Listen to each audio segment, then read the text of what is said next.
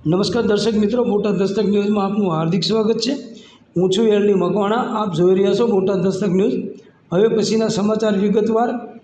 લૂંટનો પ્રયાસ કરનાર મુખ્ય આરોપી પૂર્વ ડ્રાઈવર નીકળ્યો। 2 લાખની ઓફર આપી ત્રણને રાજસ્થાનથી બોલાવ્યા। પરિવારને બેભાન કરી લૂંટતા હતા ને નોકર આવી પહોંચતા હુમલો કરીને ભાગ્યા। વડોદરા શહેરના કારેલીબાગ વિસ્તારમાં એક ઘરમાં વૃદ્ધ મહિલા સહિત 3 વ્યક્તિઓને ક્લોરોફોર્મ સૂંઘાડી બેભાન કરી લૂંટના પ્રયાસના કેસમાં વડોદરા ક્રાઇમ બ્રાન્ચે મોટી સફળતા મેળવી છે। પોલીસે રાજસ્થાનથી એક આરોપીને શોધી કાઢીને ધરપકડ કરી છે, જ્યારે 3 અન્ય આરોપીઓ વોન્ટેડ છે।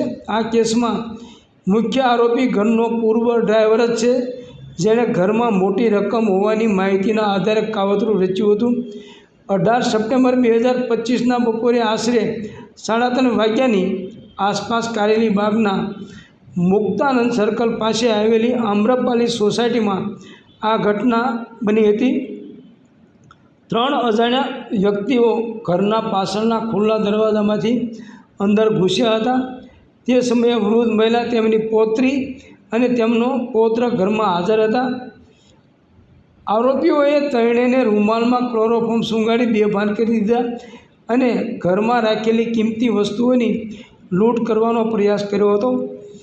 તેઓ વસ્તુઓને થેલામાં ભરી રહ્યા હતા, ત્યારે ઘરમાં કામ કરતો નોકર અચાનક આવી પહોંચ્યો હતો। આરોપીઓએ તેમને પણ ક્લોરોફોર્મ સૂંઘાડી બેભાન કરવાનો પ્રયાસ કર્યો હતો।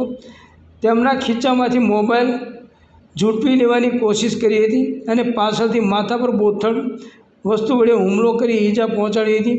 ત્યારબાદ આરોપીઓ લૂંટેલો સામાન ત્યાં જ છોડીને ભાગી ગયા અને રાજસ્થાન જતા રહ્યા હતા।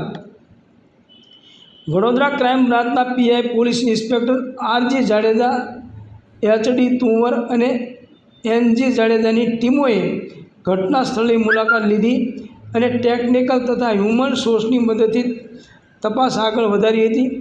પીએસઆઈ સીડી યાદવ અને તેમની ટીમ રાજસ્થાન પહોંચી હતી અને ત્યાં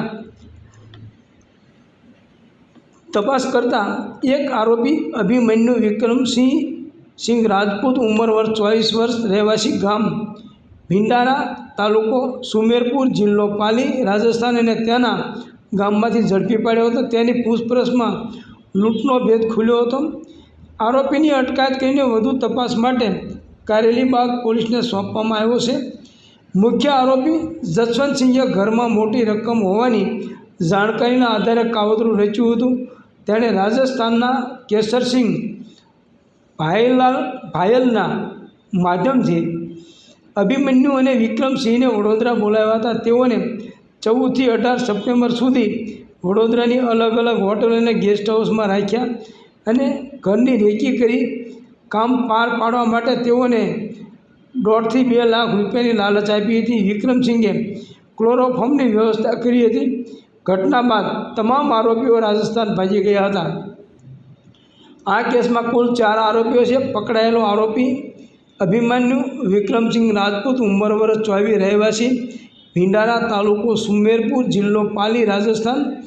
વોન્ટેડ જસવંતસિંહ શેરસિંહ રાજપૂત, હાલ રહેવાસી રણોલી, વડોદરા, મૂળ જાલોર, રાજસ્થાન।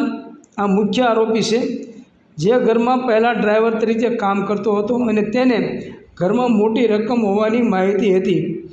વોન્ટેડ વિક્રમસિંહ રાઠોડ, રહેવાસી ધનસા, જિલ્લો જાલોર, રાજસ્થાન।